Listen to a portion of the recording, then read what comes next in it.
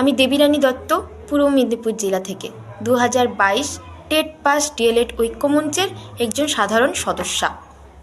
দীর্ঘ 8 বছর বঞ্চনার শিকার হয়েছি আমরা টেট উত্তীর্ণরা। বিশ্বাস করুন, এই কথাগুলো বারবার আপনাদের সামনে তুলে ধরি। এই কথাটা শুধু কিন্তু আমার কথা নয়, আপনারও কথা হওয়া উচিত। 8 বছর ধরে বঞ্চনা হচ্ছেন আপনারা। কি পেয়েছেন বলুন তো? প্রতিশ্রুতি পেয়েছেন, আর এই প্রতিশ্রুতি নিয়েই আমরা সুখে আছি বলে মনে হচ্ছে। কেউ ভালো নেই, সবাই খুবই অসুস্থ মন নিয়ে বেঁচে আছে। বিশ্বাস করুন, মাঝে মাঝে এতটাই হতাশাগ্রস্ত হয়ে পড়ি আমরা সবাই যারা টেট পাশ করে বেঁচে আছি 8 বছর ধরে বঞ্চনার শিকার হয়ে। মানে সে যন্ত্রণা রাখার মতো, কাউকে বোঝানোর মতো ক্ষমতাও আমাদের কাছে আর নেই। বারবার বলছি, বারবার রাজপথে নামছি। খুব সাধারণ পরিবারের মেয়ে আমি টিউশন পড়িয়ে এবং ছোটোখাটো কোনো কাজ করে সংসার চালাই। বাবা খুবই অসুস্থ, সুগার পেশেন্ট, হার্টের পেশেন্ট, ফুসফুসে প্রবলেম রয়েছে। সমস্ত দায়িত্ব নিয়ে হাঁটছি আমি। এই মুহূর্ত এমন একটা সময় ছিল, আমি হতাশ হয়ে পড়েছিলাম 2022 টেট পাস করার পরে।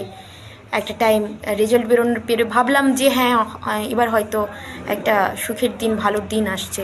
কিন্তু কোথায়? ইন্টারভিউ নোটিফিকেশান নেই, নিয়োগ তো অনেক দূরের কথা, কোনো কিছুই নেই।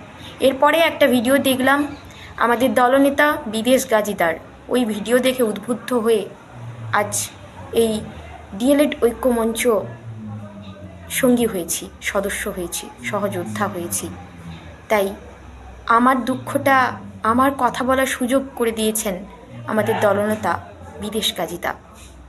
জীবনে অনেক প্রতিকূলতা রয়েছে, তবু আমার জীবনের আমার হকের চাকরির দাবিতে আমি কিন্তু আসি। নতুন হয়েও মিছিলগুলোতে আমি কিন্তু আসি। তাই আমি চাইব আপনাদের মুখের কথাগুলো আপনি এইভাবে রাস্তায় দাঁড়িয়ে, রাজপথে দাঁড়িয়ে তুলে ধরুন আপনার হকের চাকরির কথাটা, আপনার অধিকারের কথাটা। তাই দেরি করবেন না। 2রা জানুয়ারি বিদেশ তার ডাকে চলে আসুন বিকাশ ভবন চলো অভিযানে। এই অভিযানে আপনার দেওয়া অমূল্য সময় কিন্তু প্রত্যেকটা আমাদের যুবক যুবতী বেকার সম্প্রদায়ের কাছে এক বিশাল ভূমিকা হতে পারে। তাই যারা টেট উত্তীর্ণ হয়ে আছেন তারা অবশ্যই এই মহা অভিযানে 2রা জানুয়ারি বিকাশ ভবন চলো অভিযানে যোগদান করুন এবং প্রত্যেকের মনের ব্যথা নিজের ব্যথা করে, বিশ্বাস করুন, আপনার লড়াই আমার লড়াই হবে, আমার লড়াই আপনার লড়াই হবে। এই কথাগুলো নিয়ে 50,000 ভ্যাকেন্সির দাবিতে আমাদেরকে 2রা জানুয়ারি বিকাশ ভবন চলো অভিযানে সবাইকে পায়ে পা মেলাতে হবে, হাতে হাত রাখতে হবে। আশা রাখবো আপনারা সবাই আসবেন। ধন্যবাদ।